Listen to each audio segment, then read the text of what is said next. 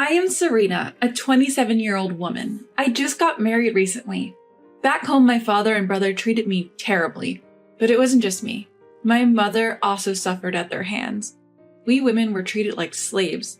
If my father or brother commanded something, we had to act immediately. We'd be scolded for being slow if we didn't move fast enough. It was like this since I was little. Why are you so slow? Just get it done already. Yes, Dad. You can't even do this much and you're in elementary school? What a disgrace. That's why women are useless. Don't say that, Dad. Shut up and be quiet. I don't want to be called Dad by you. I've been doing chores since preschool, but it got worse once I started elementary school. While my father and brother relaxed, my mother and I were constantly busy. Whenever they wanted a drink, we had to bring it right away. Even in the depth of winter, if they wanted ice cream, we had to go out to the convenience store in the cold. So my mother and I were always exhausted. My mother felt sorry for me and cried all the time. I'm sorry. It's because I'm weak that they treat you like this, Serena. No, Mom. Serena, you have to leave this house someday. Stand on your own 2 feet and run away from your dad and brother. But what about you, Mom? I'll be fine, as long as you're happy, Serena.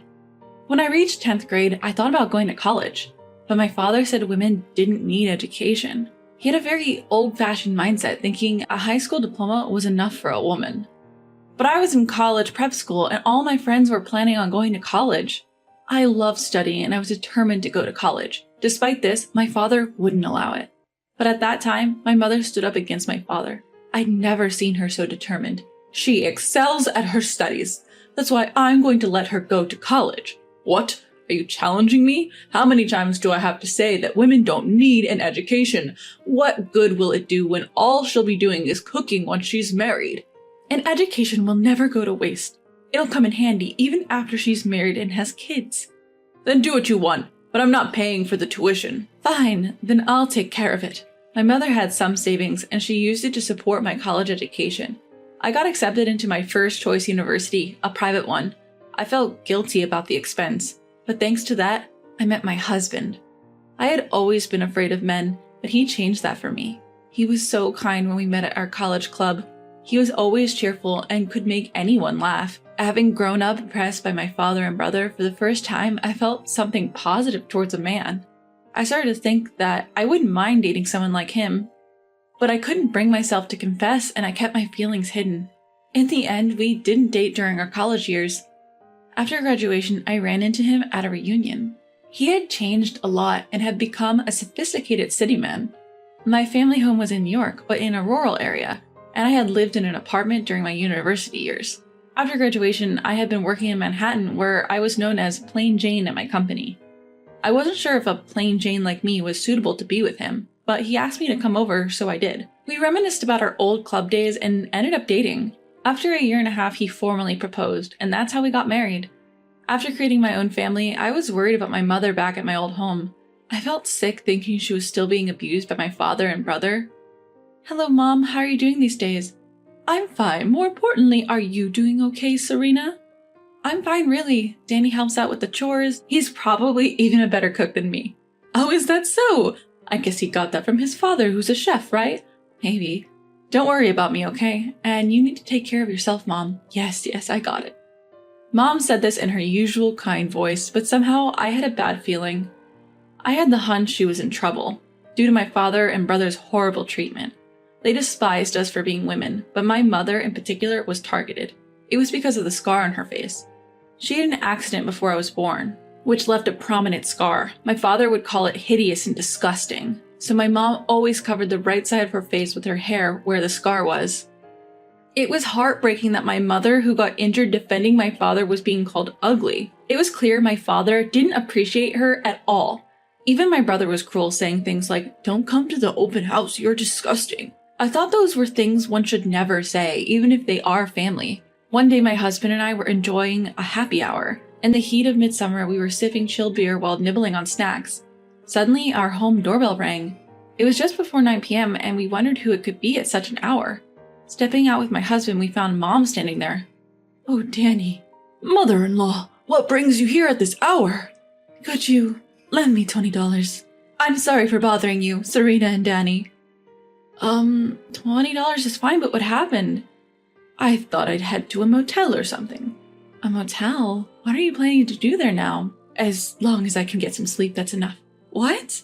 I was kicked out of the house by your dad and his lot. I don't have any money. I froze in shock. When I asked her to tell me more, the details were beyond horrific. After dinner that day, Mom had been doing the usual housework. That's when Dad and brother started demanding more alcohol and ice cream. So Mom left the house with just her coin purse and smartphone. But when she got home, the door was locked from the inside. Unlock the door, I brought the drinks and stuff. Just leave it there. We don't need you anymore. What? Drop whatever you bought and disappear. A worthless wife like you. And that left my mom completely lost. She had used up almost all of her coins and couldn't even afford a taxi. So she had to walk all the way to our house. That's what happened? That's awful. Maybe I'm just useless now. Hey, Serena, let's live together with your mother. Really? Are you sure? Yeah, I don't mind. We have extra rooms. She can use one. But I can't be in the way of newlyweds. It's all right. I consider you like my own mother. Thank you. Oh, my mom burst into tears, sobbing. She must have been touched by my husband's kindness, something she was likely unaccustomed to. My husband, having lost his mother at a young age, was a hard worker raised by his chef father. He graduated from college on a scholarship, so he understands people's pain. Having such a husband, I realized how lucky I am. He was the polar opposite of my father and brother. From then on, we started our life as a three.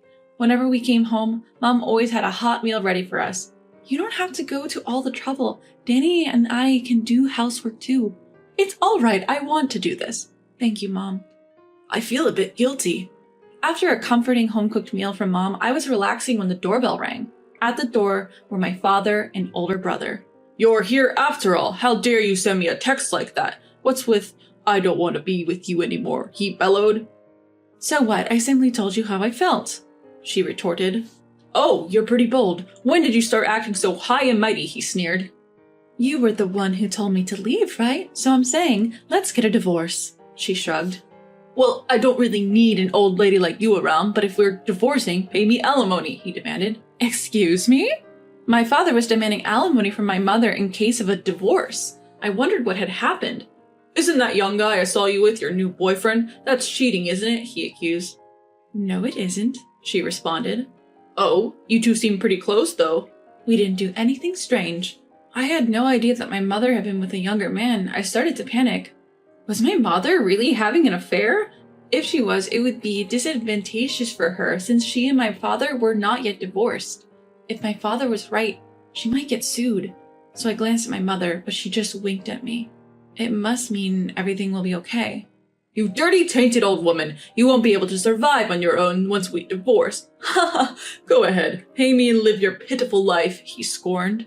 I don't mind if we divorce. I have a job, she stated. Huh? The young man you saw me with is a business partner of mine. He's a very talented and wonderful person. Job? But you've always been a housewife. I've been working from home, even without a computer. A smartphone is all I need. I occasionally meet him for discussions. So that was it. So I have $50,000 in my bank. Even if I divorce you, there won't be any problem. My father was dumbfounded. My brother had the same shocked expression. Neither my father nor my brother knew my mother had been working. But I was the only one who knew. She had told me secretly. She had said to keep it a secret from Dad and my brother, probably fearing they would depend on her financially.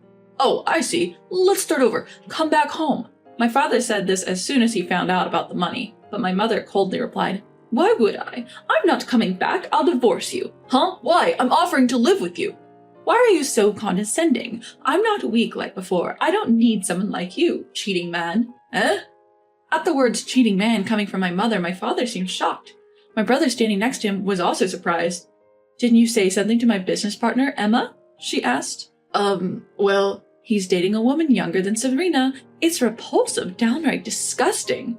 No, you've got it all wrong. It's a misunderstanding. What's there to misunderstand? Can you say the same after looking at this photo? My mother was showing a picture she had found on her phone. It was a picture of my father being cozy with a young woman named Emma. They seemed too close, and their faces were almost touching. I found myself thinking how gross this old man was. It was shocking to think that this pervert was my father. But how did my mother find out about the connection between my father and Emma, one of her business associates? There was a reason. One day she had gone to a cafe for a face-to-face meeting with Emma. Though they also met online, they made a point to meet in person once a month. During that meeting, my mother noticed the ring on Emma's finger. Apparently, it looked exactly like one my mother had bought for herself years ago. So she complimented Emma on her ring. Emma replied, "Thank you. My boyfriend, an older gentleman, gave it to me. It's secondhand, but I love it because it's quite valuable." This made my mother suspect that my father might have given Emma the ring. This diamond and emerald ring was custom made for my mother, so there was no other like it in the world. Given that it was an original design, my mother suspected that my father had given it to his mistress, Emma. When she returned home and opened her jewelry box, she discovered the ring was indeed missing. That was when my mother was convinced. "So I'll be asking for compensation for the affair, and we're getting a divorce." What? Who's going to do all the housework then? "Really? You and your son can handle it, can't you?" Both my father and brother were hopeless at domestic chores. Being unable to do anything, they had dumped everything on us women. So they would be in trouble if my mother left. I couldn't help wondering why they had chased my mother out in the first place. That's when I decided to intervene. "If you're going to be in trouble without Mom, why did you chase her away in the first place?" That was just to spite the mistress. "What? I just wanted the other woman to suffer. I'm not the bad guy here." You're still saying that? You're the one who cheated. You're the worst. So disgusting. I had never been able to stand up to my father or brother before, but things are different now. I had a strong ally in my husband, and my mother had become stronger. I had to become stronger too to protect myself, my husband, and my mother. Feeling this way naturally, I was able to stand up to my father. My brother was crying and whining, saying he didn't know what to do next. Apparently, he can't even make an omelet. The only dishes he could make were bacon and eggs and salad. I wondered if those even counted as cooking. If they were so incapable of cooking, they could just live on instant ramen for the rest of their lives. My mother wasn't a housekeeper or a slave. Why should she have to come home cheerfully after being cheated on? My father and brother were out of their minds, I could tell. They couldn't hold a proper conversation. "Well then, since it's decided we need to get prepared, I have to find a good lawyer." Hold on. I don't care anymore. I'm definitely getting a divorce, be it mediation or a trial, it doesn't matter. I've suffered emotional distress from you, and I might be able to get a lot of compensation money. No way, I don't want that. My brother was smirking at this point. Even if a divorce occurs, the parent-child relationship won't end. So he said he would still be able to inherit when our mother passed away. But it didn't turn out that way. "Gaston, I'm not leaving you any inheritance. After all, you've been so insulting towards me. I won't let someone like that inherit anything. Did you know? If I specify in my will, I can prevent the distribution of my assets to you." Once again, my brother's eyes widened in surprise. It seemed he never thought his constant insults could backfire this badly. He probably didn't realize that this was the outcome of heaping profound insults on the person from whom he was to inherit. He cried out loud, almost too loudly. We lived in an apartment and his cries echoed down the hallways. I thought it might disturb the neighbors. A man from next door, who looked kind of scary, whom we tried not to interact with, came out due to the noise. He yelled at my father and brother, and they scampered off like they were running for their lives. Then, my mother divorced my father. It was a tough battle, but she managed to secure a hefty compensation. She cut off all ties with Emma, my father's mistress. After that, my father seemed totally downcast. My brother, too, upon realizing he won't inherit anything, spent every day in gloom. My father's work suffered, and he was gradually pushed into less significant roles. Finally, he voluntarily quit. My brother, who was a freelancer, couldn't make ends meet with his income alone. He reached out to me for help, but I ignored him. Of course, I blocked his calls and messages. After that, my mother moved to a different apartment. She said she felt guilty staying with us.